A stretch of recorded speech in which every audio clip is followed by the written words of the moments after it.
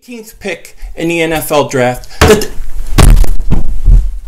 Hey, make us lunch. We're hungry. Yo everybody, how you doing? King Dingbad here. And another day, another video. Another video hoping that my dream for Saquon Barkley could come true. I'm hoping, I'm praying. And me and Nigel Freak, we're doing whatever we can. Whatever we can to get this off the ground. Now, before I get into that, because there's a lot to be said, I want to talk about Nigel Bradham.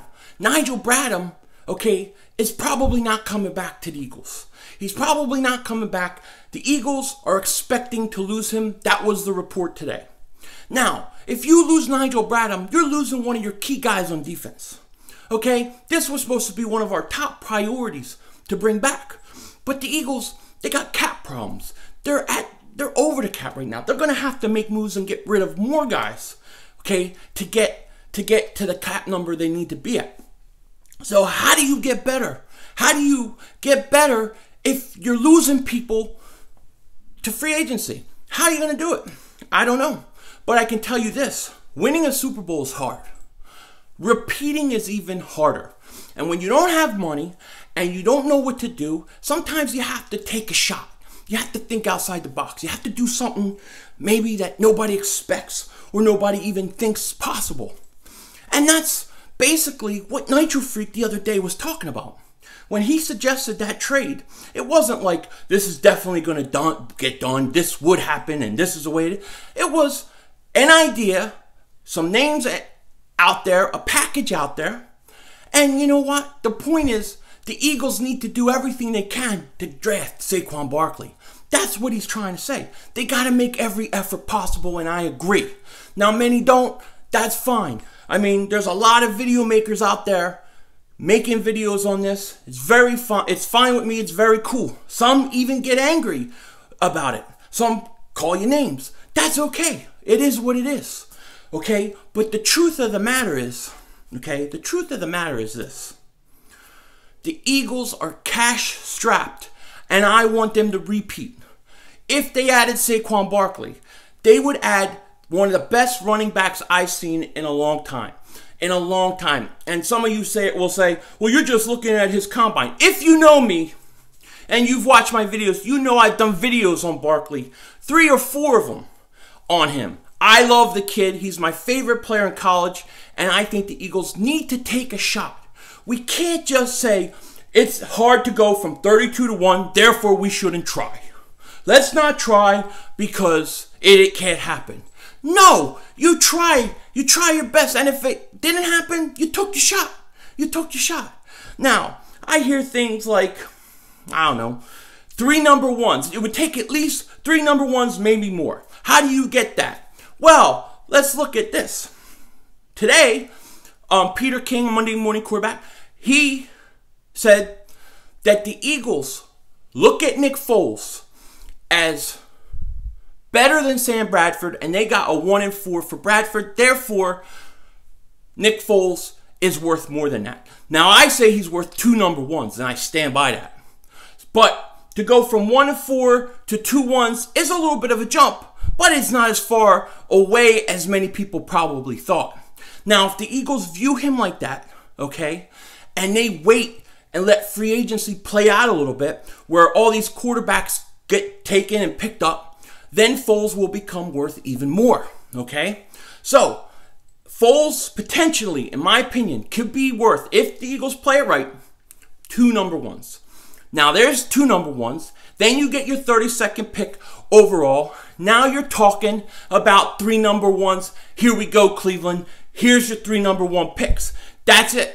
3 number ones, because you can go at the charts and the draft charts and all that stuff. Those are just to help people navigate. Sometimes picks are worth more, sometimes they're worth less, depending at what's set on the top. Now, maybe other teams want to get up there too. The Eagles will have to deal with that. But Foles can be worth 2 ones. You trade your 32nd. There is 3 number ones. There's your starting point for negotiations. Now, some of you will say, Cleveland doesn't want players. They want picks.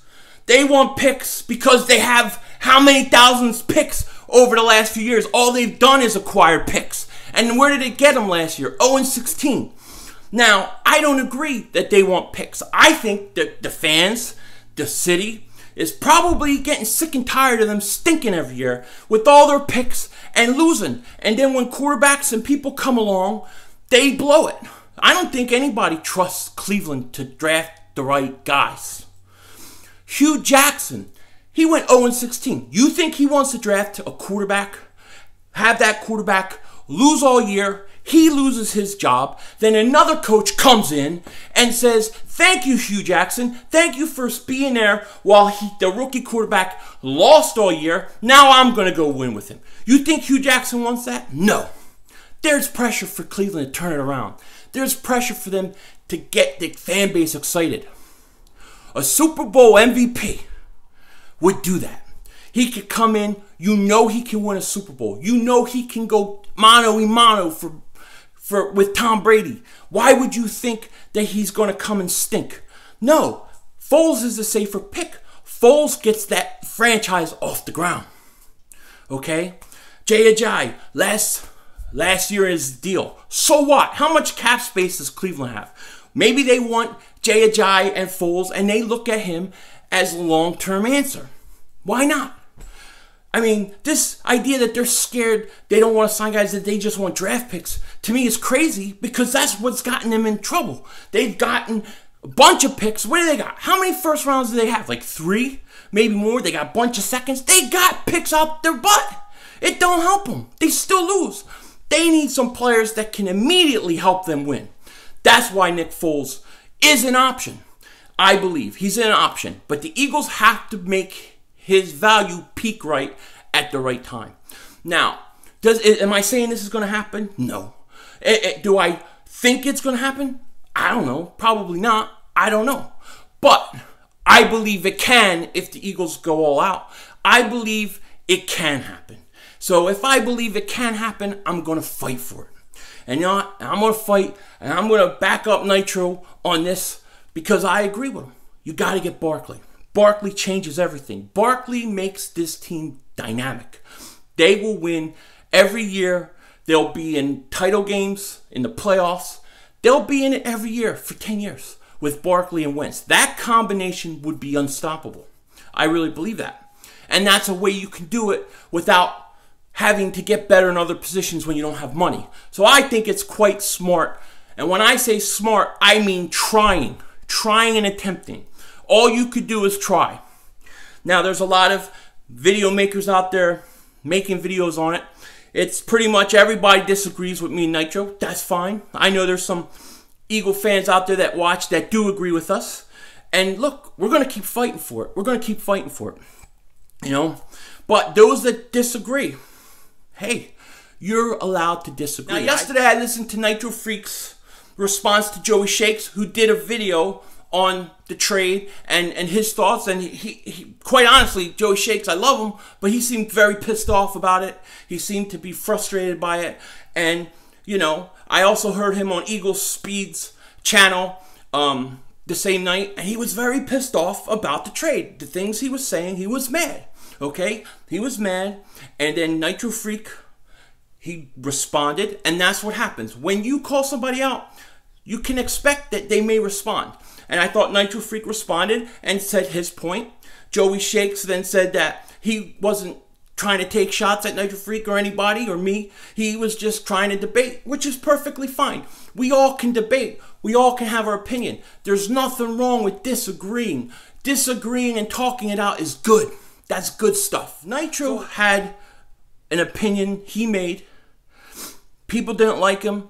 And they go and make videos on it, and he protects himself. I think that it's fair. I think it's fair for him to protect himself and stand up for his opinion. And you know, he did that yesterday. He's perfectly capable of taking care of himself. But there's a lot of guys making videos. Fly Eagles Fly TV made a video. He said it's a pipe dream. I respect him. I love the guy. Great guy. I don't care if you take shots at me here or there. You know what I mean? I mean, there's a lot of guys. Bitter Birds is going to do one today. Joey Shakes did one. Who else? Who am I missing? If I'm missing, I'm sorry. But there's a lot of guys doing. Big D did one. Big D did one. Shout out to Big D. He called us batshit crazy. Batshit crazy. Can you believe it? It's like, what do I walk around, the streets with ham in my pocket, eat meat? I don't do that. That would make me like crazy. I'm not crazy. I don't do things like that. So I don't know, what he's talking about, because I don't do anything like that. Where do you get things like that? Like I put food in my pockets. I don't know what he's talking about. Anyways, there's a lot of talk and discussion going on. Nothing wrong with that. I respect every person out there. Every dissenting opinion, I respect. I definitely respect. And you know what? We're going to see what happens. But I'm with Nitro on this one. I think you got to do whatever it takes to get Saquon Barkley. And it's just the way it is. So we'll see what happens. And look, I hope everybody has a great day. Take care. Talk to you later. And don't be a dingbat.